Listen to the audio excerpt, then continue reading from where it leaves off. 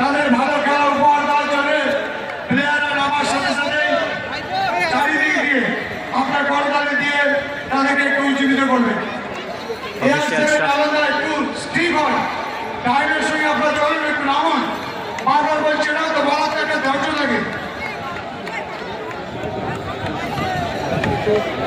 এই দিকটা হলো ক্যানিং একতা গ্রুপ লাল জার্সিধারী, ক্যানিং একতা গ্রুপ লাল জার্সিধারী। আর ওই দিকটা আছে সোদপুর সোদপুর দ্বিতীয় সেমিফাইনাল খেলা। সেই মেকি সেলিম ইয়াজিম, খুব নামি দামি ফরেনার প্লেয়ার আছে। দেখা যাক। ক্যানিং পূর্বের বিধায়ক মাননীয় শওকত মোল্লা মহাশয়, আমি ওনাকে বলবো একটু আমাদের প্লেয়ারদের পরিচয় পাবে যেখানে হচ্ছে একটু মাঠে চলে আসবে। আমি সিরাজিত রায় প্রধান সাহেবকে বলবো এমএলএ সাহেবকে নিয়ে আসার জন্য। সুশীল তো এগিয়ে যাচ্ছে, সুশীল আরেকটু এগিয়ে যাবে। মাঠের মধ্যে প্রবেশ করবে সেই ক্যানিং একতা গ্রুপ। তার সাথে কিন্তু প্রতিদ্বন্দ্বিতা। দর্শকদেরকে বলবো একটু জোরে তালি।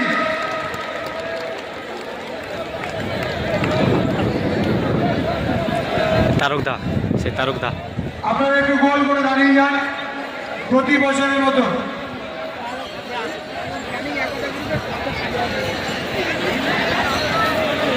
আমরা এখন সরাসরি খেলিদের সাথে যাব।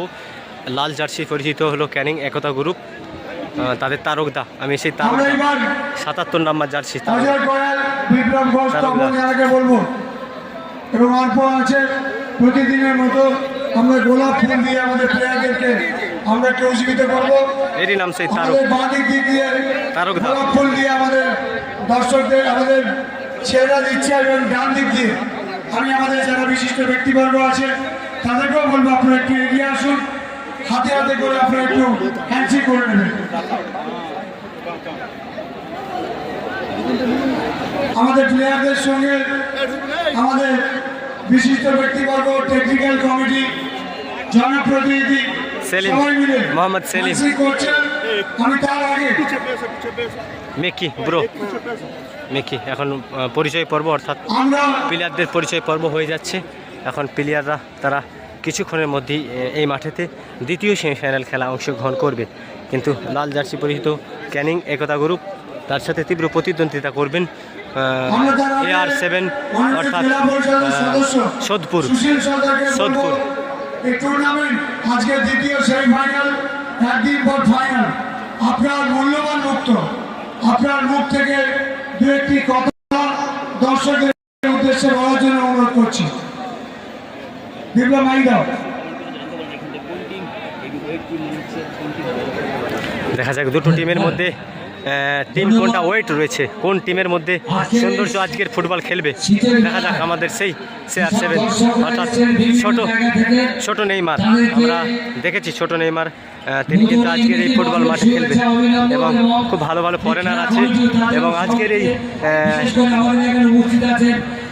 আমাদের জ্ঞানী পূর্ব বিজ্ঞান সভা, আমাদের এমএলএ মাননীয় শওকত মোল্লা থেকে শুরু করে আরো যারা আছে সবার নাম ধরতে পারবো। শুরু করবো যে কটা দিন যে ফুটবল মরশুমে আমরা মেতেছিলাম, যেভাবে সুন্দরভাবে আমরা এই খেলাটা পরিচালনা করার সহযোগিতা করেছি এবং আমরা যে খেলাটা দেখেছি, অনুভব করেছি।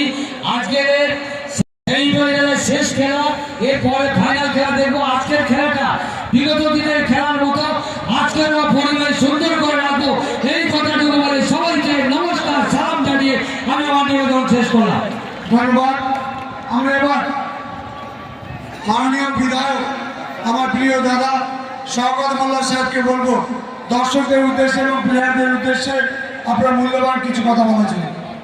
আচ্ছা, সবাইকে প্রথমে আমি শুভ নববর্ষের প্রীতি শুভেচ্ছা ভালোবাসা জানাচ্ছি।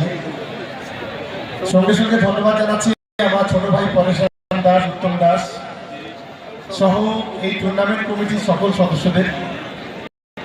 আমি ধন্যবাদ জানাচ্ছি আমাদের ক্রীড়াপ্রেমী দর্শক ভাই বোনেরা যারা গত কয়েকদিন ধরে পূর্ণাঙ্গভাবে সহযোগিতা করছেন এই টুর্নামেন্টকে। আমরা ধন্যবাদ জানাচ্ছি বিভিন্ন ক্লাবের যারা কর্মকর্তা যারা এই টুর্নামেন্টে অংশগ্রহণ করেছিলেন তাদের সকলকেই। এবং টুর্নামেন্ট ধন্যবাদ জানাচ্ছি আজকে যারা অংশগ্রহণ করেছেন, এই ম্যাচে যারা খেলবেন তাদের সকলের শুভেচ্ছা ভালোবাসা রইল। আমরা আজকে একটা ব্যথিত হৃদয়ে আছি, কারণ আমাদের দেশের প্রাক্তন প্রধানমন্ত্রী শ্রী মনমোহন সিং প্রয়াত হয়েছেন, যিনি ভারতবর্ষের অর্থনীতি সেই ক্যানিং ফুটবল মাঠে তারা শপথ গ্রহণ করছে।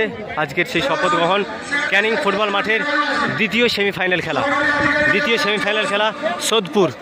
ক্যানিং পঞ্চায়েত সমিতি সরকারি আধিকারিক থেকে চলে আসবে, বিশিষ্ট প্রধানগণ, পঞ্চায়েত সমিতি সভাপতি এবং এই টুর্নামেন্ট কমিটির ধারক বাহক উত্তম দাস, আইসিসি চলে আসবে মাঠের ভিতরে। সোদপুর তারা শপথ গ্রহণ করছে এখন। সুশীল রয়েছে জেলা পরিষদের সদস্য, আমাদের মাননীয় তপন শাহ, উনি কি এসেছেন? উনি আজকে আসেন।